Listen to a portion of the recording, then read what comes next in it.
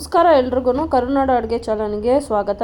Full video ಬೇಕು ಅಂದರೆ YouTube ಚಾನಲ್ನ ನೀವು ಹೋಗಿ ಫಾಲೋ ಮಾಡಿ ನೋಡ್ಕೊಳ್ಳಿ.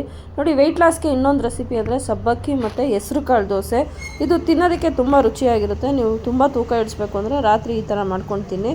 ನೋಡಿ, ಒಂದು ಮಿಕ್ಸಿ ಜಾರ್ಗೆ ನೆನೆಸಿರೋ ಸಬ್ಬಕ್ಕಿ ಮತ್ತು ಹೆಸರು ಬೇಳೆನ ಹಾಕ್ಕೊಂಡು ನೀವು ನುಣ್ಣಗೆ ರುಬ್ಕೋಬೇಕು. ನಿಮ್ಗೇನಾದರೂ ವೆಯ್ಟ್ ಲಾಸ್ ಮಾಡೋ ಆಸೆ ಇದ್ದರೆ ನೈಟು ಅಥವಾ ಬೆಳಿಗ್ಗೆ ಟಿಫನ್ ಬದಲು ಇದನ್ನು ತಿನ್ಬೋದು. ಇದನ್ನು ಸರಿ ಎರಡೂ ಅಳತೆ ಸಮಕ್ಕೆ ತೊಗೊಂಡು ನೀವು ನೆನೆಸ್ಕೊಂಡು ಎರಡೂ ಪ್ರಮಾಣ ಒಟ್ಟಿಗೆ ಇದ್ದರೆ ಚೆನ್ನಾಗಿರುತ್ತೆ. ಸ್ವಲ್ಪ ಶುಂಠಿ ಹಾಕ್ಕೊಳ್ಳಿ. ಶುಂಠಿ ಸ್ವಲ್ಪ ಪರಿಮಳನ ಕೊಡುತ್ತೆ, ಹಾಗೆ ವೆಯ್ಟ್ ಲಾಸ್ಗೆ ಇದಾಗುತ್ತೆ. ಖಾರಕ್ಕೆ ರುಚಿಗೆ ತಕ್ಕಂಥ ಖಾರ ಹಾಕ್ಕೊಳ್ಳಿ.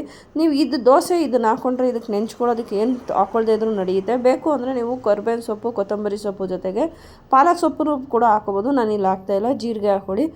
ಇದಕ್ಕೆ ರುಚಿಗೆ ತಕ್ಕಷ್ಟು ಉಪ್ಪು ಹಾಕ್ಕೊಂಡು ನುಣ್ಣಗೆ ರುಬ್ಕೋಬೇಕು. ಇದಕ್ಕೆ ಯಾವುದೇ ಥರ ಸೋಡಾ ಏನೂ ಬೇಡ. ಯಾವುದೇ ಸೋಡಾ ಇಲ್ಲದೇ ಕೂಡ ದೋಸೆ ನೀಟಾಗಿ ಎದ್ದೊಳುತ್ತೆ, ತುಂಬ ರುಚಿಯಾಗಿರುತ್ತೆ.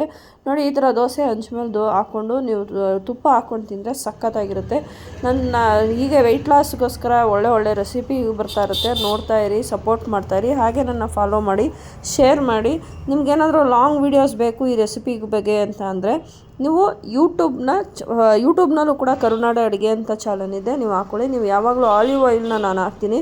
ಇದು ವೆಯ್ಟ್ ಲಾಸ್ಗೆ ಈಸಿ ಆಗುತ್ತೆ. ಇದಿಲ್ಲ ಅಂದರೆ ನೀವು ಮನೇಲಿರೋ ತುಪ್ಪ ಅಥವಾ ಎಣ್ಣೆ ಇದನ್ನೇ ಯೂಸ್ ಮಾಡ್ಬೋದು. ನೋಡಿ, ಎಷ್ಟು ನೀಟಾಗಿ ಎದಳುತ್ತೆ. ನಾನಿಲ್ಲಿ ಬೇಗ ತೆಗೆದುಬಿಟ್ಟೆ, ಅದಕ್ಕೋಸ್ಕರ ಹಿಂಗಾಯಿತು ಅಷ್ಟೇ.